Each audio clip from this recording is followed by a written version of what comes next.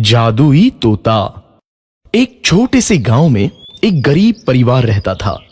उस परिवार में रामू और उसकी बीवी सीता उसके बेटे चिंटू के साथ रहते थे। उसी गांव में एक तोता भी रहता था। उसका नाम था रघु। वो किस्मत का धनी था। जहां भी जाता वहां किसी भी चीज की कमी नहीं पड़ती थी। एक दिन रघु उड़ते उड़ते उस गरीब परिवार के घर गया। रघु सोचता है, अरे वाह, लगता है यहाँ आज बहुत अच्छा खाना मिलेगा। मैं पेट भर के खाऊंगा। वो एक कटोरी में रखे अमरूद देखता है। अरे वाह, अमरूद, मुझे तो ये बहुत पसंद है। मैं तो इसे पेट भर के खाऊंगा। रघु तोता अमरूद खाने ही लगता है। तभी सीता रघु को अमरूद खाते देखती है तो गुस्सा हो जाती है और उसे वहां से भगा देती है। भाग यहाँ से, न जाने कहां से आ जाते हैं। मैं तो परेशान हो गई हूं इनसे। सीता के भगाने के बाद रघु चुपचाप से एक कोने में रहता है। धीरे धीरे उस परिवार की बरकत होने लगती है।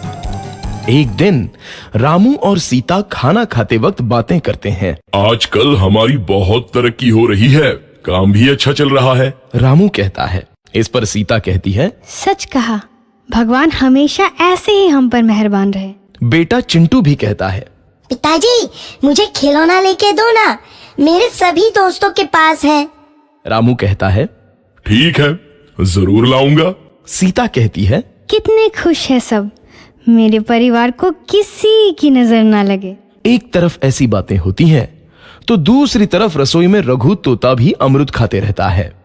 मजा आया, अमरूद खाया, मजा आया, अमरूद खाया, मजा आया।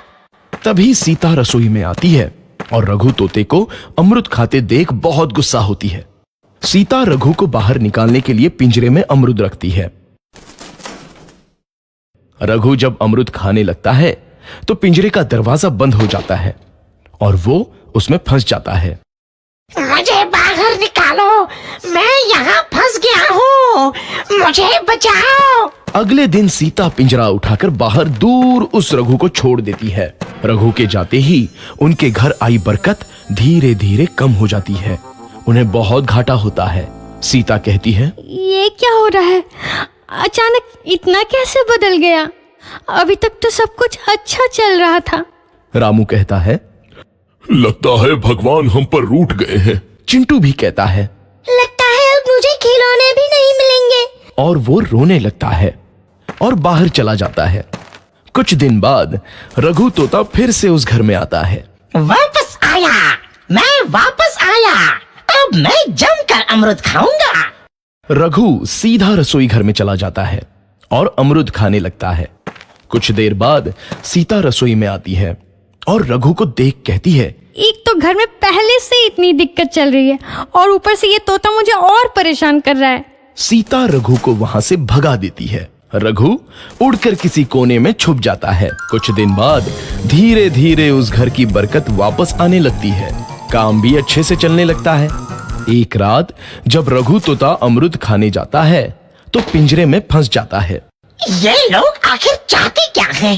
एक तोते को शांति से अमरूद खाने क्यों नहीं देते? मैं कौन सा चोरी कर रहा हूँ? बस अमरूद ही तो खा रहा हूँ।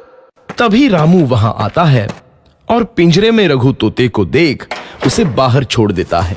ये तोता भी कितना जिद्दी है, बार बार वापस आ जाता है।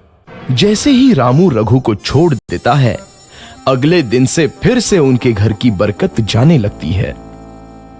काम में घाटा होता है। किसी को समझ नहीं आ रहा था कि ऐसा क्यों हो रहा है। रघु तोता घर आता है तो अचानक बरकत आती है और जब रघु तोता को बाहर निकालते हैं तो बरकत चली जाती है। एक दिन सीता रघु तोते के घर आने और बाहर जाने की स्थिति पर नजर रखती है। ये तोता जब भी घर आता है तो घर में बरकत आती है और जैसे ही ये घर से बाहर जाता है तो उसी के साथ बरकत भी चली जाती है। कहीं ये जादुई तोता तो नहीं है? अगली बार जब ये तोता घर आएगा तो मैं इसे कहीं नहीं जाने दूंगी। सीता रघु का बहुत इंतजार करती है, लेकिन रघु तोता दोबारा उस घर में कभी नहीं आता।